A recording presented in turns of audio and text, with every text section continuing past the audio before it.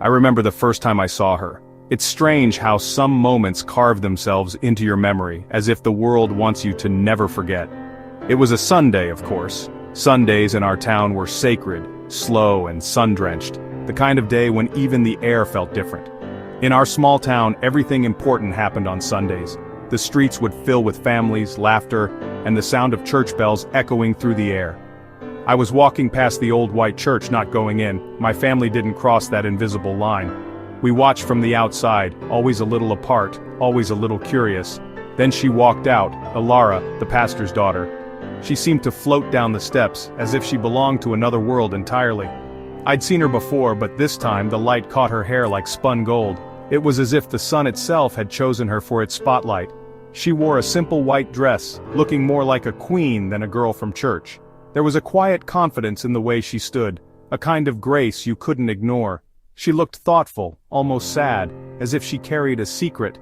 I wondered what weighed on her mind, what stories she kept hidden behind her calm expression. Our eyes met for just a second. It was the kind of glance that says everything and nothing all at once. In that second, the world stopped. Time seemed to freeze, and the noise of the town faded into the background. The birds fell silent, the heat paused, and it was just us.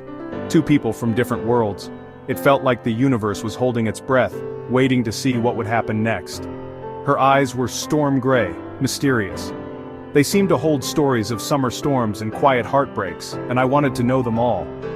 I felt a jolt, terrifying and wonderful. It was like waking up from a long sleep, suddenly aware of everything I'd been missing. Then her father, the pastor, put a hand on her shoulder, and she looked away. The spell was broken, and reality crept back in. The world started moving again. The sounds returned, the heat pressed down, and people went about their lives as if nothing had happened. I was just a boy on the wrong side of the street, staring at the pastor's daughter. I felt the distance between us, but also something pulling me closer. I knew right then I was in trouble, the kind that feels a lot like hope. It was the kind of trouble that makes your heart race and your mind dream, the kind you know you should run from, but can't help but walk toward. I took a step forward, not knowing what would come next, but certain I couldn't turn away. That was the day the world stood still for me. In that moment, everything changed, even if no one else noticed, and nothing would ever be the same. I walked away with a new sense of possibility and a heart full of questions I couldn't wait to answer. A week passed. I replayed that 1 second over and over. I tried to forget her. I told myself it was foolish, she was the pastor's daughter, I was just Leo. But my heart didn't care about logic. Our second meeting felt like fate. I was by the river, skipping stones when she appeared, collecting wildflowers. She was humming, lost in her own world. I should have stayed hidden, but a twig snapped under my shoe. She jumped, startled, clutching her basket. "Sorry," I mumbled. She relaxed, smiled softly. "It's okay. You're Leo, right?" I nodded, surprised she knew my name. "I'm Alara," she said, as if I didn't already know. We stood in silence, the river flowing beside us, a silent witness. It started not with a bang, but with a whisper. That day, the world felt a little less divided. Two stories, never meant to meet, began to intertwine. The river became our secret place, and with a single smile, everything changed. Our story had begun, and I was powerless to stop it. Our secret world was born under the old mango tree on the hill, where the grass grew wild and the air always seemed sweeter. It was our sanctuary, far from the town's rules and the watchful eyes of everyone who thought they knew us. Our first meetings were shy, filled with nervous silences and simple talk, the kind that made our hearts race for no reason at all. She loved the smell of rain. I was afraid of spiders. She would laugh at my caution, and I would watch her, amazed by her courage in such small things. She dreamed of seeing the ocean, of feeling the salt wind in her hair. I dreamed of escaping my family's shadow, of finding a place where I could just be myself. Under that tree, we were just Alara and Leo, not the children of our parents or the subjects of town gossip. The day I kissed her, the air was thick with mangoes, their scent heavy and sweet, almost dizzying in the heat. We sat close, her shoulder brushing mine, the world shrinking to just the space between us. She was telling a story, her voice soft and animated, but I was just watching her lips, memorizing every curve and every word. She stopped, looked at me, and I knew she felt it too, the electricity, the hope, the fear. I leaned in, and she met me halfway, as if we'd both been waiting for this moment all along. The kiss was soft, tasting of sunshine and mangoes and something new, something that felt like freedom. It was a promise, a rebellion, a prayer whispered into the leaves above us. In that moment we broke every rule we'd ever known, and it felt like the world was holding its breath. Her father's, the town's, the ones we'd carried all our lives. Suddenly they seemed so small compared to what we felt. We knew it was dangerous, that secrets like ours could never stay hidden forever. But when our fingers intertwined, none of that mattered. Not the fear, not the future, not the world outside. All that mattered was the shade of the mango tree and the beat of our hearts, echoing together in the quiet. For a while, that was enough. We let ourselves believe in the magic of that place, if only for a little while. We were free, if only for a moment, laughing at nothing, dreaming of everything. The world outside faded away, blurred into a distant memory, as if it belonged to someone else. And we belonged to each other, under the mango tree where our story truly began. Our secret was beautiful, but heavy. In town we were strangers, passing each other without a glance. I watched her with her family, feeling both proud and invisible. I was a secret she had to keep, a chapter no one else could read. Her father, Pastor Michaels, saw the world in black and white. Us together? That would be the darkest sin. I heard his sermons about temptation and felt the guilt. We became careful, paranoid. Every glance, every word felt risky. The thrill of our meetings was now mixed with fear. What if someone saw? What if her father found out? The joy was tinged with sorrow, knowing it could end in an instant. One evening she arrived late, eyes red. Her father was suspicious. Someone had seen her near the river. The weight of our secret was starting to crack, and we both knew it couldn't last much longer. Fear changed us. It crept into our lives quietly, at first just a shadow in the background, but soon it colored everything we did and said.